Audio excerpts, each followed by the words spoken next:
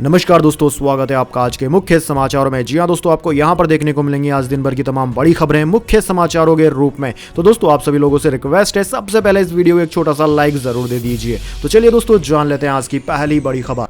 दिल्ली में किसानों पर छोड़े आंसू गैस के गोले तो नाराज किसानों ने किया ऐलान। पंजाब में कल रेलवे का चक्का जाम। जी हाँ दोस्तों, न्यूनतम समर्थन मूल्य यानी कि एमएसपी पर कानून बनाने समेत कई मांगों को लेकर किसानों का आंदोलन बुधवार यानी कि 14 फरवरी को भी जारी रहा। इसी बीच आंदोलन कर रहे किसानों की अगुवाई कर रहे भारतीय किसान यूनियन ने चक्का जाम का ऐलान किया। इससे रेल यात्रियों के साथ साथ सरकार की भी मुश्किलें बढ़ गई है। भारतीय किसान यूनियन ने गुरुवार यानी कि 15 फरवरी को पंजाब में रेलवे ट्रैक जाम करने की घोषणा की। गुरुवार दोपहर 12 बजे से ट्रैफिक जाम करने का ऐलान किसानों ने किया है। सरकार और किसान संगठनों के बीच लगातार बातचीत बेनतीजा रहने के बाद यह विरोध प्रदर्शन हो रहा है। केंद्र सरकार ने किसानों से वार्ता के लिए 3 कैबिनेट मंत्रियों की अगुवाई में कमेटी का गठन किया है। कई दौरों की मीटिंग के बाद भी अब तक आंदोलनकारी किसान पीछे हटने के लिए तैयार नहीं है। दोस्तों आपकी जानकारी के लिए बता दें कि किसान आंदोलन के दूसरे दिन अंबाला के पास शंभू सीमा पर प्रदर्शनकारी किसानों को तितर बितर करने के लिए हरियाणा पुलिस ने आंसू गैस के गोले दागे। पंजाब के प्रदर्शनकारी किसानों ने विभिन्न मांगों को लेकर दिल्ली चलो मार्च के तहत हरियाणा की सीमा पर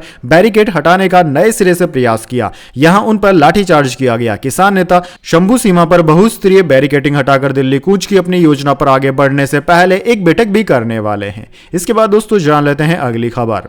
बंगाल धक्का मुक्की में गाड़ी से गिरकर घायल हुए बीजेपी प्रदेश अध्यक्ष ममता सरकार के खिलाफ कर रहे थे प्रदर्शन। दरअसल दोस्तों पश्चिम बंगाल के संदेश खाली में हुई हिंसा को लेकर हंगामा जारी है। सामने आया है कि संदेश खाली हिंसा के विरोध में वहां जा रहे भारतीय जनता पार्टी यानी कि बीजेपी की पश्चिम बंगाल इकाई के अध्यक्ष सुकांत मजूमदार भी जख्मी हो गए। वह पुलिस के साथ हुई झड़प में जख्मी हो गए। यहां पुलिस और बीजेपी कार्यकर्ताओं के बीच झड़प हुई थी। आरोप है कि इस दौरान पुलिस ने लाठीचार्ज कर दिया था। पश्चिम बंगाल बीजेपी अध्यक्ष सुकांत मजूमदार को बशीरहाट मल्टी स्पेशलिटी हॉस्पिटल ले जाया गया है। बशीरहाट में जख्मी होने के बाद उन्हें अस्पताल ले जाया गया था, जहां उन्हें प्राथमिक उपचार दिया गया। अब भाजपा अध्यक्ष को इलाज के लिए कोलकाता ले जाने की तैयारी है। इसके बाद दोस्तों जान लेते हैं अगली बड़ी खबर। प्रधानमंत्री के वाराणसी में राहुल गांधी करेंगे रोड शो, प्रियंका भी होगी साथ। जाने अखिलेश यादव का क्या है प्लान।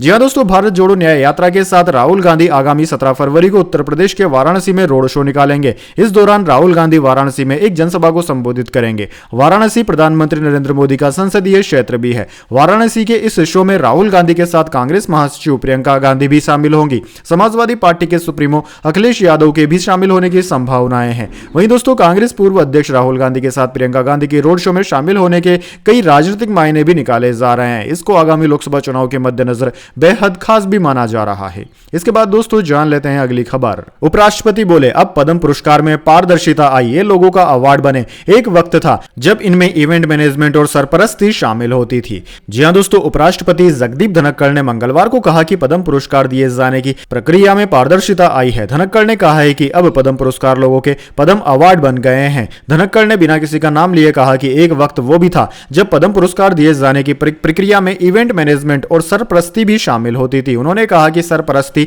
दोस्ती या इवेंट मैनेजमेंट की वजह से मिला हुआ पुरस्कार असल में पुरस्कार नहीं है, क्योंकि इसकी कोई विश्वसनीयता नहीं रह जाती है। धनखड़ मंगलवार को असम शीर्ष नागरिक पुरस्कार देने के लिए गुवाहाटी पहुंचे थे। अवार्ड सेरेमनी के दौरान धनखड़ ने कहा कि समाज की विविधता का प्रतिनिधित्व करने वाली 22 हस्तियों को बहुत पारदर्शी तरीके से राज्य का नागरिक सम्मान दिया गया है।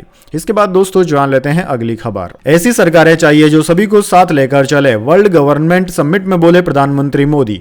जी हां दोस्तों, यूएई में वर्ल्ड गवर्नमेंट समिट में प्रधानमंत्री मोदी ने कहा कि आज हम 21वीं सदी में हैं। एक तरफ दुनिया आधुनिकता की तरफ बढ़ रही है तो पिछली सदी से चले आ रहे चैलेंज भी उतने ही व्यापक होते जा रहे हैं। फूड सिक्योरिटी हो, हेल्थ सिक्योरिटी हो, वाटर सिक्योरिटी हो या फिर एनर्जी सिक्योरिटी हो, इसी के साथ एजुकेशन सिक्योरिटी हो और समाज को इंक्लूसिव बनाना हो, हर सरकार अपने नागरिकों के प्रति अनेक दायित्व से बंधी हुई है। पीएम ने आगे कहा कि आज हर सरकार के सामने सवाल है कि वो किस अप्रोच के साथ आगे बढ़े। मेरा मानना है कि आज विश्व को ऐसी सरकारों की जरूरत है जो इंक्लूसिव हो और सबको साथ लेकर आगे बढ़े। इसके बाद दोस्तों अगली बड़ी खबर। एलन मस्क बोले पुतिन अब यूक्रेन जंग नहीं रोक सकते, कहा ऐसा करने पर उनकी हत्या हो जाएगी, जंग के पीछे दूसरी ताकतों का हाथ।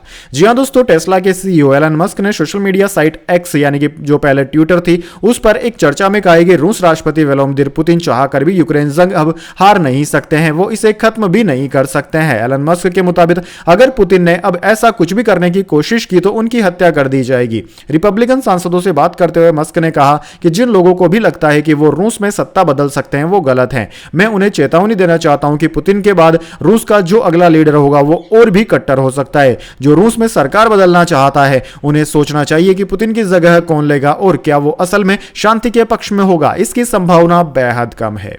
इसके बाद दोस्तों जान लेते हैं अगली खबर।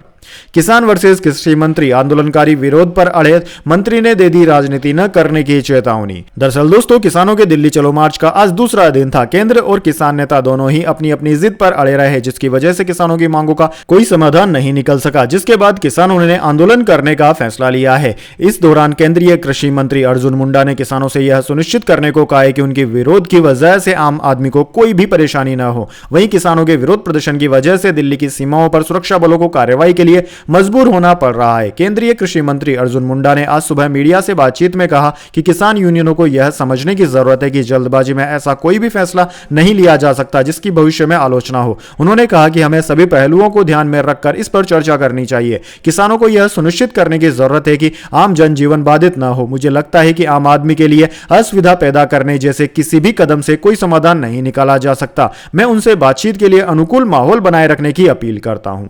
इसके बाद दोस्तों जान लेते हैं अगली खबर।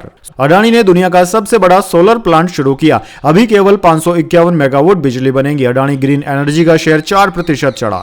जी हां दोस्तों, अडानी ग्रीन एनर्जी लिमिटेड ने दुनिया के सबसे बड़े रिन्यूएबल एनर्जी प्रोजेक्ट की पहली कैपेसिटी का ऑपरेशन शुरू कर दिया है। गुजरात के खावड़ा में बने इस प्लांट में अभी केवल 551 मेगावाट कैपेसिटी का ऑपरेशन शुरू किया गया है। कंपनी की ओर से बुधवार को दी गई इस जानकारी के बाद से अडानी ग्रीन एनर्जी के शेयरों में तेजी देखने को मिली। कारोबार के दौरान शेयर 4% से ज्यादा चढ़कर 1882 रुपए पर पहुंच गया। हालांकि कारोबार बंद होने पर इसका शेयर 2.11% की तेजी के साथ 1853 रुपए पर बंद हुआ। वहीं दोस्तों दुनिया का सबसे बड़ा renewable energy project 726 square kilometre में फैला हुआ है। इससे 30 गीगावाट क्लीन एनर्जी जनरेट होगी और लगभग 1.8 करोड़ घरों को बिजली मिलेगी। भारत सरकार का अनुमान है कि इसकी लागत कम से कम 2.26 अरब डॉलर होगी।